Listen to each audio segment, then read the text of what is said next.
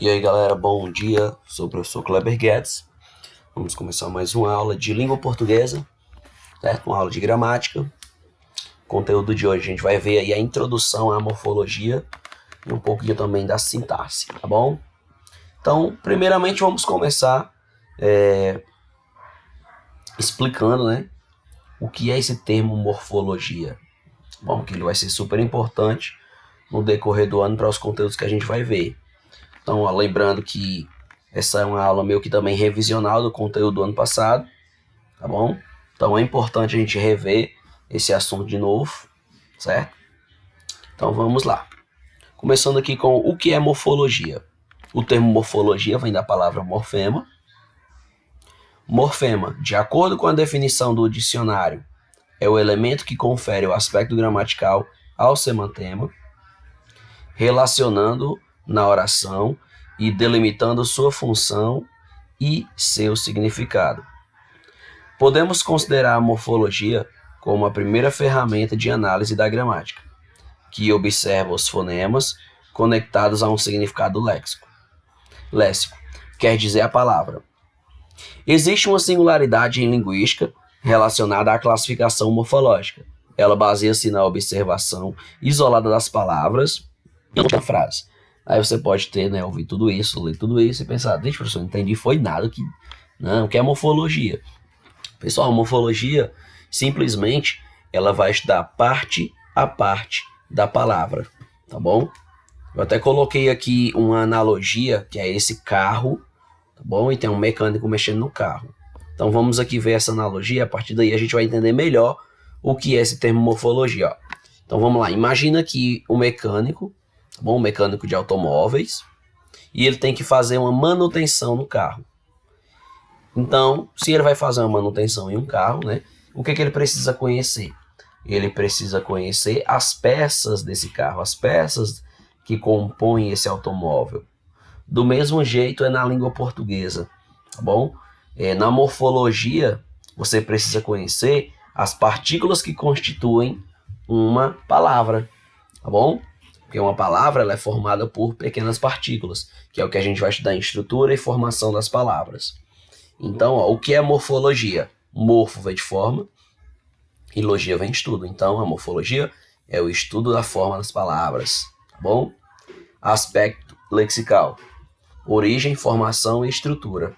E o aspecto gramatical, nós vamos ter a classificação, as categorias gramaticais e os paradigmas flexionais. Então, resumindo, o que é morfologia? A morfologia vai estudar as palavras, as partículas, as formações, as estruturas dessas palavras. Também vai estudar as classes gramaticais, as classes de palavras e as suas divisões, tá bom?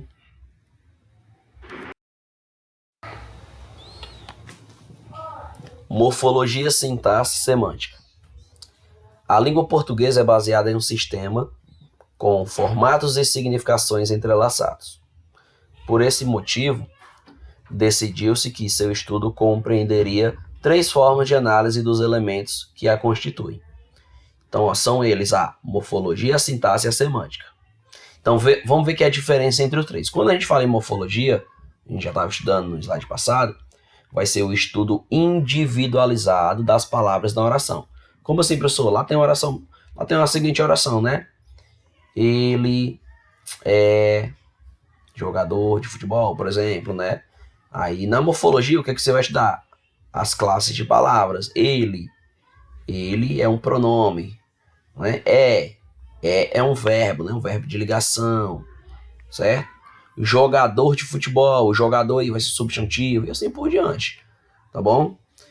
Sintaxe, estudo da organização e relacionamento das palavras na oração. Então agora a sintaxe já é a relação que existe entre as palavras. Quem é o sujeito da oração, quem é o núcleo do sujeito, quem é o predicado, quem é o predicativo, entendeu? E semântica vai ser o estudo do sentido que as palavras apresentam de acordo com o contexto da oração. Gente, professor, como assim o sentido? Porque, galera, a gente sabe que na língua portuguesa, uma mesma palavra ela pode ter mais de um significado. Por exemplo, a palavra manga. Manga pode ser uma fruta, manga pode ser a manga da camisa, certo? Então depende muito do contexto. Então, por isso que a semântica vai estudar essa área, significado. O que é análise morfológica? Então vamos lá. Como já foi explicado, o estudo em morfologia é baseado nas características das palavras individualmente. Sendo assim, a análise morfológica é a classificação gramatical de cada elemento em particular que compõe o enunciado em questão, lembrando que deve haver ligação entre eles. Dessa maneira, a análise morfológica acontece determinando as classes de palavras de acordo com as suas características e funções comuns. Você pode dizer, professor, não entendi. Pessoal, o que é uma análise morfológica? Quando o professor pede uma análise morfológica, ele só está pedindo para você identificar lá qual é a classe gramatical de cada palavra ali naquela oração, naquele período. Ah, professor, esse aqui é o substantivo, esse é o verbo, né? Esse é o advérbio, né? Esse é um adjetivo, é só isso que o professor está pedindo, para você identificar as classes de palavras, as classes gramaticais. O professor não lembra quais são as classes gramaticais, por isso que a gente está revisando o assunto. Vamos já chegar lá. Estrutura das palavras. Então vamos lá. Ó, uma palavra ela é formada por partículas. Eu digo que uma palavra é como se fosse um quebra-cabeça montado. Então ela tem várias partículas ali para formar a palavra, tá bom? Então essas partículas a gente chama de morfemas, certo? Esses morfemas são divididos em radical, vogal temática, tem os afixos, né, que se dividem em sufixos e prefixos, tem a vogal e consoante de ligação, tem as desinências, tem o tema. Então essa aí é a estrutura das palavras, tá bom? É claro que a gente ainda vai ter aulas só sobre a estrutura das palavras, a gente vai entender perfeitamente o que é um radical, né, que é o significado básico da palavra, quando que é vogal temática, quando que é tema, tá bom? É porque hoje, galera, é só uma aula revisional, tá bom? É só uma introdução ao assunto, só revisando mesmo esse assunto, tá bom? A gente vai ver aulas mais específicas com mais detalhes. Processo de formação das palavras, olha. As palavras elas podem ser formadas pelo processo de composição, certo? Quando é o processo de composição, simplesmente tem a justaposição, por exemplo, guarda-roupa. Eu pego a palavra guarda, pego a palavra roupa, juntei. Não perdeu nenhuma letra, né? Não perdeu nenhum um som, né? E tem a aglutinação também, que é quase a mesma coisa. Na aglutinação, eu pego a palavra água, mas a palavra ardente, por exemplo, quando eu junto os dois, eu perdi um aí, né? Quando eu junto duas palavras para formar uma palavra nova e algum elemento se perde, eu tenho uma aglutinação. Mas claro que a gente também vai estudar depois com mais calma. Ainda falando em estrutura das palavras, a gente tem o processo de derivação, certo? Que tem derivação prefixal sufixal, né, que é quando tem os dois ao mesmo tempo. Derivação prefixal, derivação sufixal, derivação parassintética, imprópria, regressiva, tá bom, gente? Vai estudar tudo isso novamente. Processo de formação das palavras ainda. Tem os outros processos de formação que existem, como hibridismo, né, onomatopeias, abreviação vocabular, siglas, neologismos. E as classes de palavras, né, ou classes gramaticais, como vocês queiram chamar, porque é a mesma coisa que eu falei, né? Que a gente ia ver, porque tipo, alguns alunos podem não lembrar, mas isso aqui é o básico que você precisa para aprender língua portuguesa, tá bom? As classes de palavras são divididas em dois grupos, o grupo das variáveis com 6 classes de palavras e o das invariáveis com 4 classes de palavras, ou seja, no total nós temos 10 classes de palavras, são elas. No grupo das variáveis, substantivo, artigo, adjetivo, numeral, pronome, verbo. Nas invariáveis, nós temos advérbio, nós temos preposição. Agora a gente chega em sintaxe. O que seria a sintaxe? A gente já viu o que é morfologia, agora a sintaxe. Vamos ver aqui o conceito, os elementos e termos da oração e o que é a sintaxe. Então, ó, a sintaxe é uma parte essencial da gramática, que faz o estudo das palavras dentro das frases e também das orações. E como essas palavras se relacionam entre elas. Né, entre si. Além disso, faz o estudo dessa oração, do período, permitindo que a frase tenha sentido e que as palavras estejam em ordem, né, certa dentro da oração. Ok. Essas definições são essenciais para que as frases, orações e períodos façam sentido. e sejam de fácil compreensão por parte do leitor, na hora de compor uma ideia e transformá-la em um texto que seja coerente, conciso e escrito de forma correta. A sintaxe é essencial e precisa ser levada em consideração. Então, galera, resumindo, sintaxe é a relação que existe entre as palavras, né? Quem é o sujeito, quem é o predicado, quem é o núcleo do sujeito, quem é o predicativo, né? Quem são os complementos, os termos acessórios, tudo isso a gente vai rever durante o ano também. Frase, oração e período, que muitas vezes acaba sendo bem confundido. Então vamos lá. Primeiramente a frase. A frase é qualquer elaboração de um enunciado com sentido completo, que transmite determinada mensagem. Pode ser formada por apenas uma palavra ou por várias. Professor, mas eu aprendi que uma frase tem várias palavras. Galera, frase precisa ter sentido. Por exemplo, socorro. Aqui é uma frase, porque é uma pessoa pedindo ajuda. Tem sentido. Então, por mais que seja só uma palavra, também é considerado frase. Para ser frase, precisa ter sentido. Como também, minha avó fez um bolo. Ei, preste atenção. Ou, hoje vamos aprender sobre preposições. Elas são essenciais na análise das orações. Então, todas elas aqui são frases, tá bom? As frases, elas podem ser verbais, quando elas possuem verbos. E elas podem ser nominais, quando elas não possuem verbos. Oração.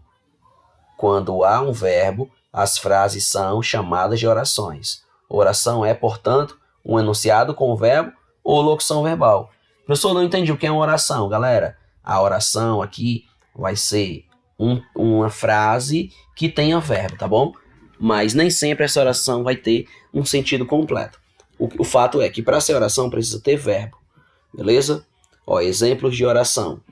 Antônio está doente, tem o verbo estar, né? Por isso que é uma oração. Viajaremos neste fim de semana, tem o verbo viajaremos. Estou com um problema, estou. Choveu ontem à noite, o verbo choveu.